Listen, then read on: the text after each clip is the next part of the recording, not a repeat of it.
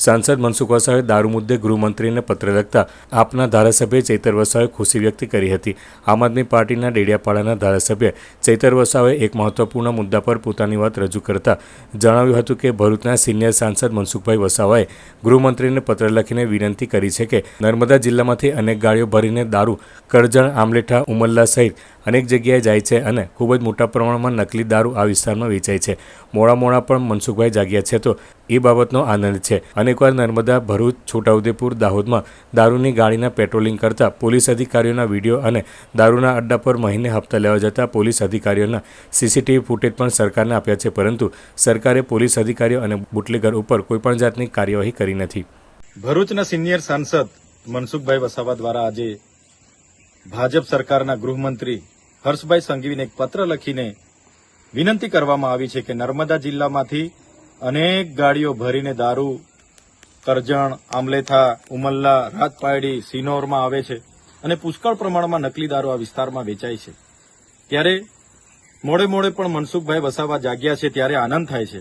અમે અનેકવાર ભરૂચ, નર્મદા, છોટાઉદેપુર, દાહોદ દારૂની ગાડીના પેટ્રોલિંગ કરતા પોલીસ અધિકારીઓના વિડીયો અને દારૂના કોઠા ઉપર દર મહિને હપ્તા લેવા જતા પોલીસ અધિકારીઓના સીસીટીવી ફૂટેજ પણ સરકારને આપ્યા છે, જાહેર કર્યા છે, પણ સરકારે એ પોલીસ અધિકારીઓ પર, એ બુટલેગરો પર કોઈ પણ જાતની કાર્યવાહી કરી નથી।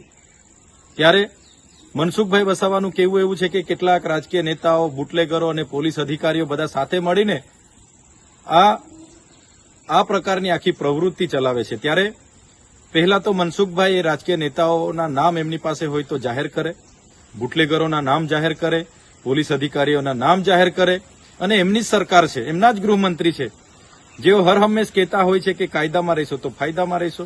ત્યારે આ વખતે કાયદાનો પાવર એમણે બતાવવો પડશે।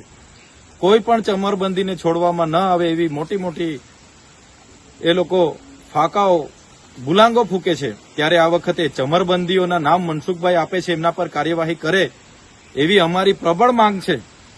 સાથે મનસુખભાઈ વસાવાને એ પણ હું યાદ દેવડાવી દેમ કે આ વિસ્તારોમાં હમણાં જે ચૂંટણીઓ હતી એમાં ભાજપના નેતાઓ દ્વારા બુટલેગરોને અમે તમને કહેવામાં આવ્યું કે ખુલ્લામાં તમે ધંધો કરજો, અમે તમને ધંધો કરવા દઈશું, પણ અમારા ઉમેદવારને જીતાડજો અને રેગ્યુલર અમારું ભરણ અમારા કમલમ સુધી પહોંચી જાય એવી અહીંના ભાજપના નેતાઓએ બુટલેગરોને કીધું હતું।